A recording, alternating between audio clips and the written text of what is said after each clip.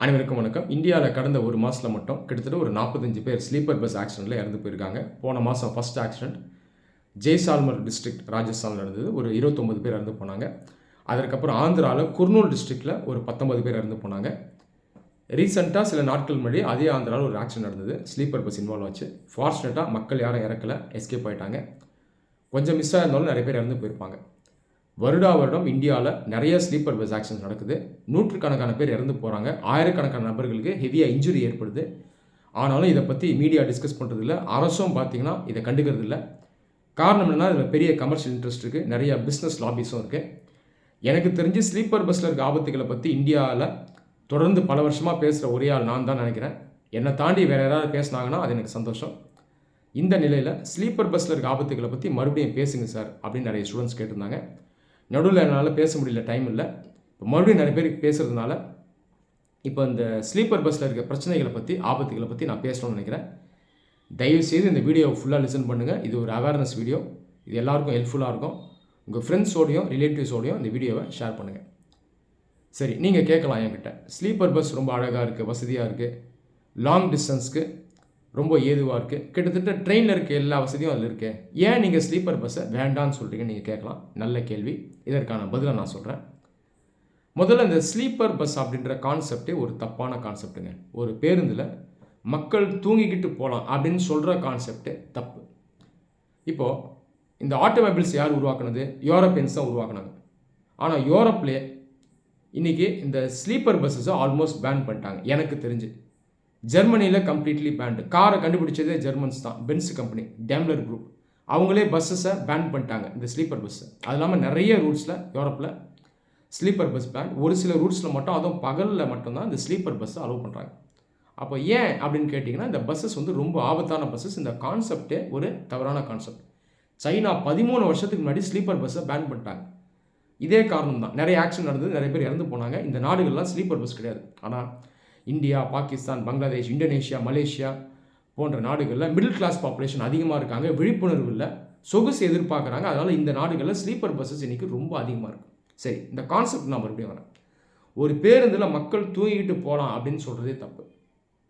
ஏன் அப்படின்னு பார்த்தீங்கன்னா, நீங்கள் சீட்டிங் பொசிஷனை கம்பேர் பண்ணும்போது ஸ்லீப்பிங் பொசிஷனில் ஒரு பஸ் ஆக்சிடென்ட் உள்ளாகுதுன்னா இம்பேக்ட் டைரெக்டாக பஸ் பாடியிலேருந்து அந்த பேசஞ்சர்ஸ்க்கு உடனடியாக ட்ரான்ஸ்ஃபர் ஆகும். அதை தாண்டி அந்த பஸ்ஸுடைய டிசைனாலேயே அந்த பஸ்ஸுக்குள்ளே பேசஞ்சர்ஸ் வந்து இம்பேக்டை அதிகமாக சந்திப்பாங்க. ஒருத்தர் மேலே ஒருத்தர் டைரெக்டாக மோதக்கூடிய வாய்ப்பு இருக்குது. மேலேருந்து கீழே விழுவாங்க. அதை தாண்டி நிறைய ஆப்ஜெக்ட்ஸ் மேலே மோதுவாங்க. இதே சீட்டர் பஸ்ஸை நீங்கள் எடுத்துக்கிட்டிங்கன்னா இந்த ஆபத்து இருக்காது. சீட்டர் பஸ் வந்து ஒரு ப்ராப்பரான டிசைன். இப்போ ஒரு லாங் டிஸ்டன்ஸ் கோச் இருக்குன்னு வைங்களேன், 36 சீட் இருக்கும். 36 சீட்டில் 36 பேர் உட்காந்துருப்பாங்க. ஒருவேளை இந்த பஸ் ஆக்சிடென்ட் உள்ளாகுதுன்னு வைங்களேன், பேச்சுக்கு சொல்கிறேன், ஆக்சிடென்ட் நமக்கு வேணாம், ஆக்சிடென்ட் உள்ளாகுது அப்படின்னா அதில் இம்பேக்ட் இருக்கும். ஆனால் அந்த இம்பேக்ட் வந்து டைரெக்டாக அந்தளவுக்கு அந்த பேசஞ்சர்ஸ் மேலே ட்ரான்ஸ்ஃபர் ஆகாது. இந்த சீட்டர் பஸ்ஸில் மக்கள் மோதுவாங்க. எப்படி மோதுவாங்கன்னா, முன்னாடி போய் இடிச்சுப்பாங்க, இல்லைனா பஸ் ரோல் ஆகும். பஸ் ரோல் ஆனாலும் முடிஞ்ச வரைக்கும் அந்த சீட் வந்து உங்களை செக்யூர் பண்ணும். முன்னாடி போய் இடிப்பீங்க, அப்புறம் மறுபடியும் அந்த பொசிஷனுக்கே வந்துடுவீங்க. அதை தாண்டி மக்கள் ஒருத்தருக்கு ஒருத்தர் நேராக மோதுறது, தலை டைரெக்டாக போய் மோதுறது, மேலேருந்து கீழே விழுறது, வேறு சில ஆப்ஜெக்ட்ஸ் மேலே போய் இடிச்சுக்கிறது, இதெல்லாம் சீட்டர் பஸ்ஸில் இருக்காது. அது இல்லாமல் சீட்டர் பஸ்ஸில் நீங்கள் ஒத்துக்கவனிங்க, நீங்கள் தோள்பட்டிக்கு மேலே தான் அந்த விண்டோ பேனல் ஸ்டார்ட் ஆகும், ஜன்னல் ஸ்டார்ட் ஆகும் இல்லையா, கிளாஸ் பேனல் ஸ்டார்ட் ஆகும். அது வரைக்கும் பார்த்தீங்கன்னா மெட்டல் பேனல் தான் இருக்கும். அப்போ இந்த மெட்டல் பேனல் உங்களை ப்ராப்பராக செக்யூர் பண்ணும். ஆனால் ஸ்லீப்பர் பஸ்ஸில் ஒத்துக்கவனிங்க, நீங்கள் ஸ்லீப்பிங் பொசிஷனில் இருப்பீங்க, அதுக்கு பக்கத்திலே ஃபுல்லாகவே விண்டோ தான் இருக்கும். ஒருவேளை இம்பேக்ட் நடக்குது அப்படின்னா அந்த விண்டோஸ் வந்து உங்களை பாதுகாக்காது, ஏன்னா அது கிளாஸ் தான். ஸோ இந்த அளவுக்கு ஆபத்துக்கள் வந்து இந்த ஸ்லீப்பர் பஸ்ஸில் இருக்குது. அதனால தான் நீங்கள் காரில் வந்து ஸ்லீப்பர்ன்ற கான்செப்டே இருக்காது.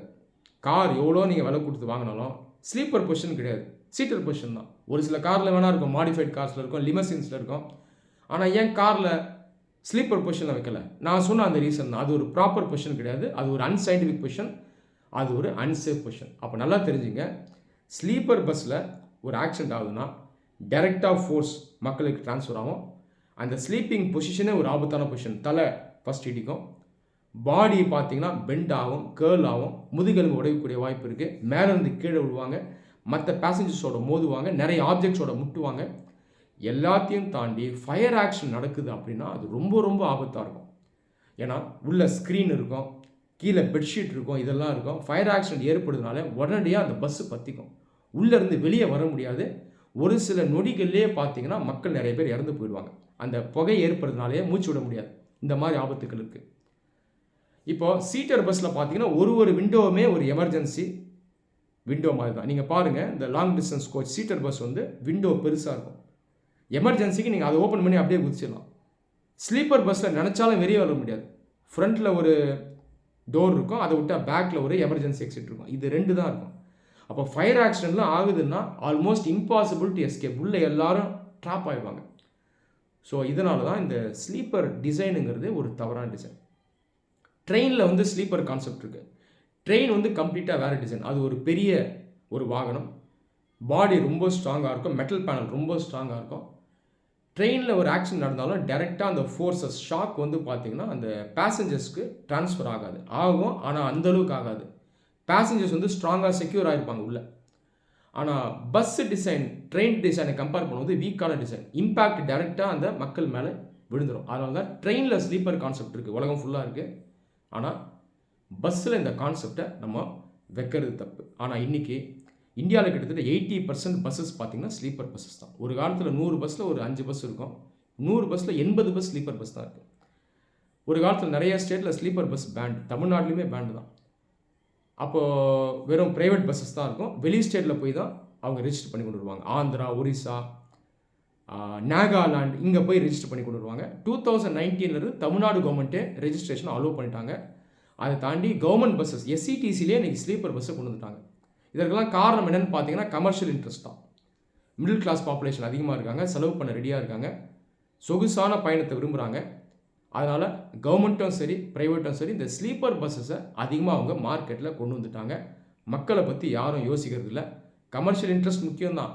மக்களுடைய உயிரை பணயம் வச்சு நம்ம வந்து சம்பாதிக்க நினைக்கக்கூடாது. ஆனால் அன்ஃபார்ச்சுனேட்டாக இப்படி ஒரு நிலை இன்றைக்கி இருக்குது. நான் சொன்னது போல் பெரும்பாலும் இன்றைக்கி ஸ்லீப்பர் பஸ்ஸஸ் தான் இருக்குது. இந்த ஸ்லீப்பர் பஸ்ஸஸில் ஃபாரின் மாடல்ஸ் இருக்குல்ல, வால்வோ, ஸ்கேனியா, அது இன்னும் ஆபத்தானது. ஏன்னா ரியர் இன்ஜின் இருக்கும். இந்த ரியர் இன்ஜினில் ஏதாவது ஒரு பிரச்சனை இருக்குது, ஃபயர் ஆக்சிடென்ட் நடக்குது அப்படின்னா அதில் ஆபத்துக்கள் இன்னும் இருக்கும். அசோக் லேலண்ட், டாட்டா, ஐஷர் இந்தியன் மேனுஃபேக்சரர்ஸ் பார்த்தீங்கன்னா ஃப்ரண்ட் இன்ஜின் தான் மெயினாக இருக்கும். அதுவும் ரிஸ்க்கு தான். ஆனால் இந்த வால்வோ, ஸ்கேனியாவில் பார்த்தீங்கன்னா ஸ்லீப்பர் பஸ் டிசைனில் இருக்க ரிஸ்க்கை தாண்டி ரியர் இன்ஜின் இருக்கிறதுனால அதுலேயும் ரிஸ்க் அதிகம்.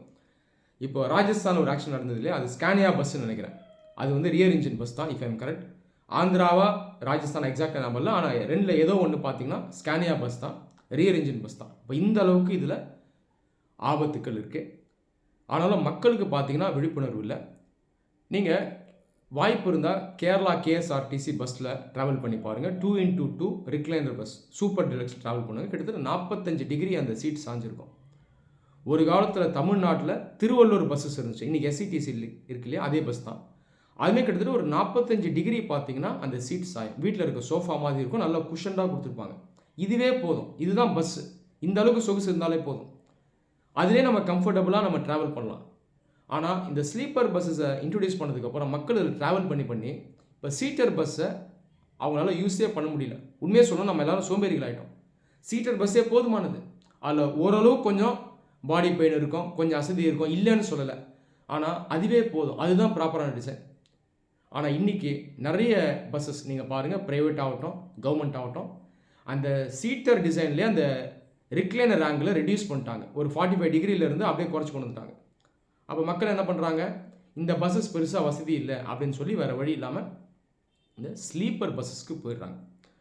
முடிஞ்ச வரைக்கும் இந்த ஸ்லீப்பர் பஸ்ஸஸை ஃப்யூச்சரில் கவர்மெண்ட் வந்து ரெகுலேட் பண்ணணும்.